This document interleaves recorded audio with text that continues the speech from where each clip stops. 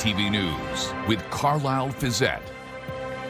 Good evening. Thanks for joining us. We begin tonight with Canada's tariff retaliation. Federal government officials laid out their dollar-for-dollar response today while detailing a multi-billion-dollar package meant to protect Canadian workers and businesses. With the latest, here's Mike LeCouture. The LaPlante family has been in the metal roofing business for 3 generations. In that time, they've weathered a lot of storms. But this trade war feels different. We've been focusing and trying to grow our sales in the U.S. for the last 50 years, and now to see that disappear is quite a shock.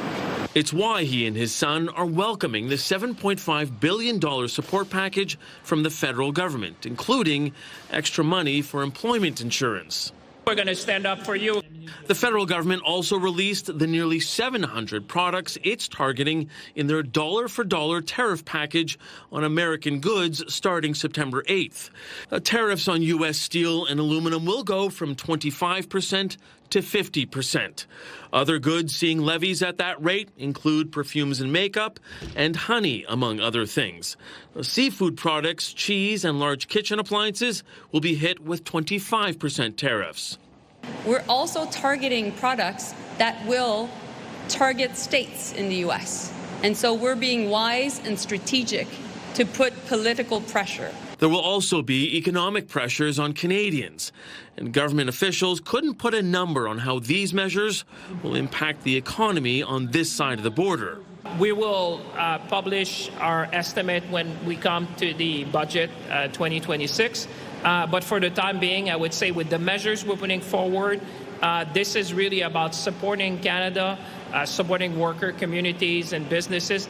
To help businesses even more, Philippe Laplante would like the government to go one step further. Our Canadian government needs to be pushing that the hospitals, army bases, whether it's a school being built across Canada, is using Canadian steel by Canadian manufacturers here in Canada. The government is also expanding a number of federal loan and grant programs. Billions of dollars will be made available to fund shovel-ready projects for Canadian businesses. And the Canadian Chamber of Commerce says this help needs to be in place urgently. Mike LeCouture, CTV News, Ottawa. There could be significant economic consequences in our region from these latest trade war developments. With more on the local angle, here's Jerry Dewan. In recent months, the London region has had one of the highest unemployment rates for large urban centres in Canada. London Chamber of Commerce CEO Graham Henderson says the tit-for-tat tariff announcements will continue to exert pressure on the region's economy. This isn't a problem that is just facing big car manufacturers and steel manufacturers. This is an issue that's going to impact probably disproportionately small and medium-sized businesses, of which there are 14,000, I think, in London. London companies that could be impacted include Vaughan Hockey, which makes goalie equipment, including sticks, and Blackfly Beverages. If you're making alcoholic beverages here in London and your market is in the United States, you're going to wake up with a 50% headache. Graham Henderson says this trade conflict reminds him of the struggles we faced during the 2008 recession and the COVID pandemic. Way back in the recession, London sort of went into the recession last and came out first. Henderson says in both circumstances, London was not only able to endure the crisis, but came through better than most. He credits the city's economic diversity. Sectorally, size-wise, in terms of where we sell our products, the products we're making. Graham endorses the federal and Ontario government's response, both the counter tariffs and the economic supports for businesses. Sarnia Mayor Mike Bradley also backs the measures. I think the federal government response in the last 3 days has been excellent. I think it's supported by most Canadians. We don't want to be in this situation, but we've got to put our elbows up, and we're doing it. Still, Bradley says it will test the resolve of businesses and workers in southern Ontario, and he says the trade dispute will be a particular challenge for his city. Tariffs that are coming forward are going to be on plastic. And the auto tariffs are really disturbing because everything that goes into the automobile at some point comes through Sarnia, from the plastic to the carbon black, to the gasoline itself. Henderson notes the U.S. tariffs will impact $20 billion, which is about 5% of sales into the United States. He says many businesses will continue to rely on U.S. customers. Jerry Dewan, CTV News. Meanwhile, the Premier was back at Queen's Park today speaking to Americans on network television, making his case for Canada amid the escalating trade war. Siobhan Morris reports. A day after an invitation from the Premier to the U.S. President. I have a lot of real estate on my ass, so he has a lot of room to kiss my ass. And a news conference littered with insults. I don't respond to a dictator like President Trump, the king of bankruptcies. This guy's a loser. I have more courage, more brains in my baby toe than he has in his whole body. Not at all. Today, Premier Doug Ford quieter in the halls of Queen's Park, making the case against tariffs on American TV. We're the number one customer to 17 states, number 2 to 12 others. I'd rather make a great deal and support the American people, support the Canadians. The shift in tone after Donald Trump targeted the province, musing online about renaming Lake Ontario to Lake of America and about pulling back on doing business with Ontario. Why have you all of a sudden sort of chilled out here?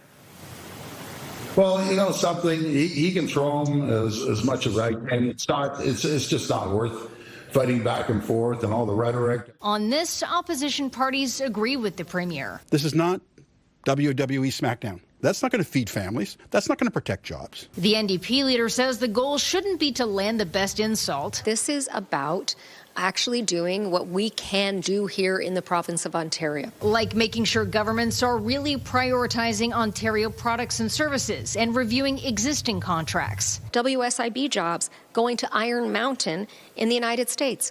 ODSP jobs being privatized with an American firm. The Premier has rejected calls from the opposition to bring the legislature back early. The return set for late October. Doug Ford has called that ask from the opposition gutter politics. He says he's very busy. He'll hold his second news conference in 3 days on Wednesday.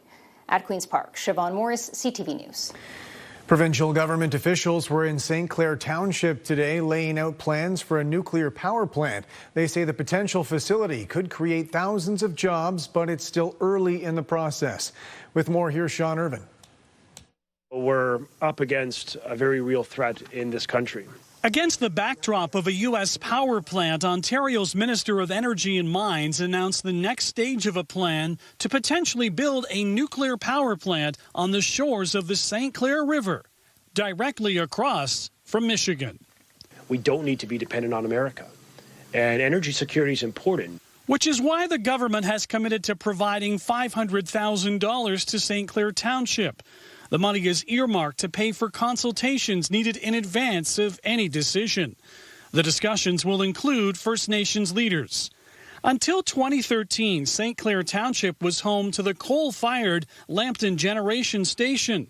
When it closed and was later demolished, more than 400 jobs and $2 million in tax revenue vanished. Now, much more is on the table, but it remains talk, according to Mayor Jeff Agar. I would like to see it go up 4 years ago, but it's a process, right? While a nuclear facility is the preference of the government, it has conceded a natural gas plant is among the options. The mayor is clear on his choice. The nuclear is the way to go. That right now is the way to go for jobs.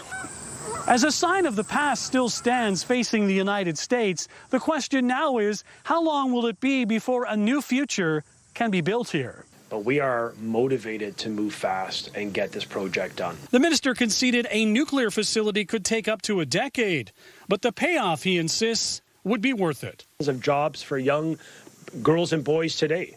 It's about keeping them in the communities they were raised. Yet engineering and construction jobs will come sooner for the up to 900 megawatt plant. So this location already has the fundamental infrastructure advantages built in that allows us to move fast because we cannot wait in this moment with President Trump's threats against the country. In St. Clair Township, Sean Irvin, CTV News. City councillors removed wording in London's new homeless shelter guidelines tonight that would have prevented turning away someone because they're carrying illegal drugs. I don't like how it has been used for political posturing purposes. We're not debating a war on drugs here. This is not a pro and anti-drug vote. We are deviating from that data, from that evidence. And now we're making a decision that's going to create confusion. And this is not an area where we need to be confused. It's just simply going to be up to the shelter providers. And if someone chooses to come forward through the process and offer a space that is possession-free, then that will be their choice. The motion from Councillor Susan Stevenson made the new shelter guidelines silent on the issue of admitting people possessing drugs. Some called the lack of direction a step backward, but others noted city-funded shelters will be allowed to establish their own rules. However, councillors were told preventing someone from entering a homeless shelter solely because they possess drugs would likely violate their human rights. The providers can continue as they would. They can follow all applicable laws. There's some legislation in the human rights side about addictions being a disability, and you can't deny service. And so that would be, the onus there would be on the shelters to continue to follow those laws and guidelines. Housing advocates are demanding city officials step in, trying to help a tenant avoid eviction. They say the landlord is taking advantage of a loophole in London's renoviction protections. With more, here's Rita Ismail. Darcy's house is Darcy's right. How is it now without a fight? For Darcy Barnes, the fight isn't about finding a new apartment. It's about losing the one he's occupied for the past decade. Homelessness, basically. I'm debilitated. I have osteoarthritis in both hips, nerve pain in my leg, and I can't get my furniture out of the house, and I have nowhere to bring it. Barnes is 63 and says he's on disability and waiting for double hip surgery. He's been living inside a unit at 34 Adelaide Street South for 10 years. Last year, his landlord served him an N13 eviction notice, saying the unit needed to be vacated for demolition work. Barnes challenged the eviction at the Landlord and Tenant Board but lost his case in July. Now he says his deadline is just days away. Now I don't have any options with my health, and I'm just begging for help, basically. Darcy is the example, but we need Londoners to understand that he's not alone. London's renoviction bylaw requires landlords seeking to evict tenants for extensive renovations to meet additional municipal requirements, but those protections don't apply to every N13. An N13 issued for demolition or conversions falls outside the city's rental unit repair license, leaving those cases primarily under provincial landlord-tenant rules. Acorn says that creates a loophole. It leaves him homeless in the next few months unless one of our councillors steps in, and someone we get a champion from the city to step in and put their money where their mouth is and protect the vulnerable tenants in this city. Smith also alleges the work cited in Barnes's eviction does not match what has happened at the property. Those claims have not been independently verified. CTV News reached out to landlord Scott Wilson by phone and email for comment on the eviction and the allegations raised by Acorn. He did not respond. The city says its current renoviction protections don't cover demolition or conversion N13s, and council has so far declined to expand those protections. Rita Ismail, CTV News. Several London councillors pushed back against clustering warming spaces for Londoners experiencing homelessness in core business districts. We need to recognize that we have repeatedly asked two areas of the city to shoulder the responsibility, and that is grossly unfair. To say that there's no other locations is counter to our whole objective of 12 to 15 hubs around the city. There is a debate, and it has turned into a battle of the wards, back and forth. This upcoming winter response to homelessness will launch in December, providing 235 spaces every night until the end of March, plus more beds when temperatures turn dangerous. However, one location has not yet been chosen by Arcade Street Mission officials. Ultimately, council rejected several attempts to restrict where the additional winter shelter will be located. The core is not the only location where we have homelessness services. On Clark Road in the East End, I have the YOU Youth Shelter. I also have the Innova Women's Shelter. South of the 401 is where we put the micro-modular shelter. Trial dates have been set for the criminal charges laid against a former London City councillor. With more on today's proceedings, here's Nick Paparella. 51-year-old Mariam Hamou was a London City councillor for Ward 6, but 4 years ago she failed to get re-elected. Then in November of last year, she faced legal issues, being charged with extortion and harassment after an investigation by police in St. Thomas. Over the past several months, the case has been in and out of court. But now trial dates have been scheduled in the matter. Her lawyer, Ron Ellis, is eager to get the trial underway. He says the case is expected to be heard on 2 separate dates, February 26th and March 2nd of next year. A ban on publication has been placed on evidence surrounding the charges and the identity of the complainant involved in the matter. Nick Paparella, CTV News. Canadian border agents say they've seized almost 400 kilograms of cocaine at the Blue Water Bridge. They released these images saying the drugs were found in a commercial truck entering Canada on August 13th. They say the driver was arrested and now faces drug trafficking charges. Critical training in Walkerton this week for water operators from all over the province. It's called Maintenance Fest, and it's meant to provide practical experience for water operators using equipment in simulated scenarios. Dozens of technicians took part this year, the 13th edition, hosted at the Walkerton Clean Water Centre. The community was also the site of a deadly E. coli outbreak 26 years ago. To me, it's ground zero. Well number 5 is ground zero. And so we do a tour. Whenever I bring operators here, I bring them on tour. We go to well number 5, we go to well 7, we go to the monument, and we talk about the tragedy. Organizers say more than 100,000 people have trained at the facility since it opened in 2010. When we come back, an iconic performer, an incomparable legacy, remembering the life's impact of Dolly Parton.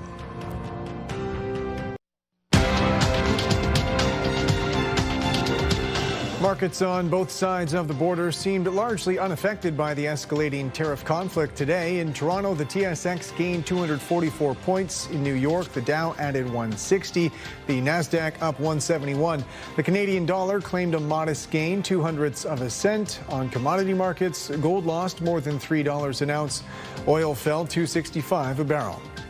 The latest round of U.S. tariffs has prompted another push for Canadians to buy Canadian, especially when it comes to appliances and electronics. With more on the impact for consumers, here's Heather Wright. Among the products soon to be hit with a 50% reciprocal tariff are many that are sold here at Brentview Electronics. It is going to be, without using a bad term, a horror show for us going forward while everybody is up in the air on what's happening today, tomorrow, next week. The family business sells TVs and speakers and does wiring and installations. Sonos is our bread and butter. It is the app. Steve DeWeerd says with costs up in general, another spike will likely keep many would-be customers on the sidelines. If there is a 50% cost on wire that we put in new construction houses or renovations, it's going to bring the whole budget up and might put the average consumer on a holding pattern. More than 800 different products were included in a list released by Ottawa, from fish to appliances to carpets. U.S.-made cosmetics will also be tariffed, including nail polish. Stella Pham just opened this nail salon in Toronto and hopes she won't have to raise prices for her customers. We will make the best way to make this client feel happy about it, and we feel happy about it too. Also on the list, vital materials for infrastructure, including fiber optic cables, network cables, and building materials. Whether people are building homes or developers are building homes, or whether they're looking to build data centers or universities, I think those things are going to be changing the way that we look at expenses in a big way. Many businesses say they are trying to prepare as much as possible, but in this environment full of uncertainty, it is hard to predict how this situation might unfold. Heather Wright, CTV News, Toronto. Good evening. Just a few clouds overnight, high pressure in control, and some sunshine as we head into your Wednesday. Thanks, Jessica, for this photo of Bean. Bean is a rescue from the Dominican. If you're heading out with Bean in the morning, 15 to 16 degrees by 8 o'clock, and the wind's kicking around to the south. The temperature is headed up as we head into the afternoon tomorrow, and it'll feel close to 30. Stay with us. Your local forecast details are next. Welcome back with Julie on the desk now. And Julie, I don't think it's too early to start thinking about the weekend coming up, especially because of the one we just had, and things are looking up for the weekend coming our way. I think we deserve a weekend where we have some sunshine. That'd be nice. Not rainfall. The weekend is looking improved. However, the forecast is a bit sketchy for this weekend, so keep that in mind. But we are expecting more in the way of sunshine. And by sketchy, I mean it keeps shifting back and forth between the chance of showers. Today, temperatures right where we should be for this time of year, 24 to 15. And yes, tonight, nice and comfortable out there with high pressure in control. We'll see a few fair weather clouds overnight. High pressure will slowly move over the Great Lakes through the day tomorrow, and then our focus will shift to a low pressure area that's moving through northern Ontario tonight with a bit of rainfall. That low pressure area will drive this cold front across southern Ontario as we head into the evening. So that'll be our next weather maker. In between that, we have a nice day on the way for tomorrow. Overnight, comfortable. Keep the windows open if you can. This is a great time of year to open up the windows at night. We're not seeing extreme heat, so daytime highs right where we should be, and our overnight lows. It'll be milder tonight along the shoreline of Lake Erie. Fog developing and with us first thing in the morning. Here comes the cold front. You can see that rain arriving towards the Bruce Peninsula heading into the afternoon, early evening. There is the possibility of a few pop-up thunderstorms. And some of these storms look to be severe, especially towards Essex County and Chatham-Kent. Sarnia-Lambton, you can see some heavy downpours and some strong gusty winds as this front makes the move across the area. So by Wednesday evening, anywhere between about 7 and 9 p.m., showers and thunderstorms expected to rumble on through. And then behind that, just a slight chance for a bit of rainfall. Probability will drop off. So it'll peak as the front comes through and then dropping. So definitely not a bad day tomorrow. We have gorgeous conditions in the morning. That'll carry us through the better part of the day. And then the chance for showers and thunderstorms coming in late afternoon into the evening. Late afternoon areas north into the evening towards London. Your forecast high, 26 degrees. It'll heat up, feeling close to 31. So we are dealing with that humidity as well. The winds coming around to the south tomorrow as the high pressure area moves off to the east. We pick up the return flow, and the winds will pick up in advance of the cold front. Thursday, chance of showers in the morning. Could see a pop-up shower in the afternoon as well. That probability about a 40% chance. And then Friday, a mix of sun and cloud and 23. Sunshine for your Saturday, a mix of sun and cloud on Sunday. I am hoping this forecast holds for the weekend. We're due for a beauty. Showers in the forecast on Monday and Tuesday, a mix of sun and cloud, 26, but it will feel close to 30 early next week. We'll be talking higher humidity. Midwestern Ontario, you'll start your day dry and your day wet, and your showers and storms could move in a bit earlier. Temperature 25, cooler as we head into Thursday. Still some showers around and some humidity, but that'll scour out on Friday. We're back into a mix of sun and cloud and 21. Weekend looks good. Saturday, some sunshine and 25, and a mix to mainly cloudy on a Sunday. Carlyle, nice looking forecast, although we have some showers and thunderstorms, but timing is great with this one coming in tomorrow evening. Thanks very much, Julie. A global music icon has died. Dolly Parton's loved ones announced her death today, leaving behind an incomparable legacy as both a legendary entertainment figure and a renowned philanthropist. With more, here's Genevieve Beauchemin. Tumble out of bed and stumble to the kitchen. With her outsized personality and hairdo, Dolly Parton lived her life in rhinestones. Just because I'm blonde, don't think I'm dumb. But down-to-earth empathy shone through in the music she brought to millions worldwide. I don't think about my life in terms of superstar. I'm just a working girl. I always say, and it's the truth, that I am a workhorse that looks like a show horse. Just days ago, she shared a health update with fans, saying she was dealing with issues and that even though she was healing, she was still working.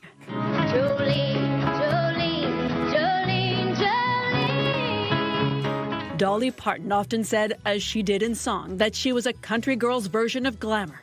She rose from poverty, the fourth of 12 children, her mother making clothes from rags, to riches, attaining glittering country music stardom and crossing genres.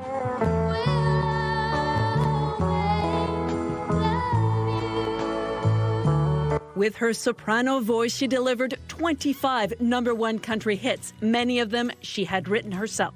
She was one of the first women stars to write much of her own material. In the 1970s, her star rose. She delivered movies like 9 to 5, TV shows, and more hits. She was a country star inducted in the Rock and Roll Hall of Fame, and in later years focused on her charity work. Her husband, Carl Dean, died 17 months ago, a heartbreaking loss to Parton, who described their relationship as a great love story. Dolly Parton's nephew announced her death, as was her wish. She wants to rest in a beautiful bed of plush cotton because after a life wearing heavy rhinestones, she finally deserves to be comfortable and have some rest. Jolene. Parton once said she hoped people would see her brains beneath her hair, her heart beneath her chest. But many also say it was her humanity that touched so many. and that her legacy is far more than her music. She was 80 years old. Geneviève Beauchemin, CTV News, Montreal.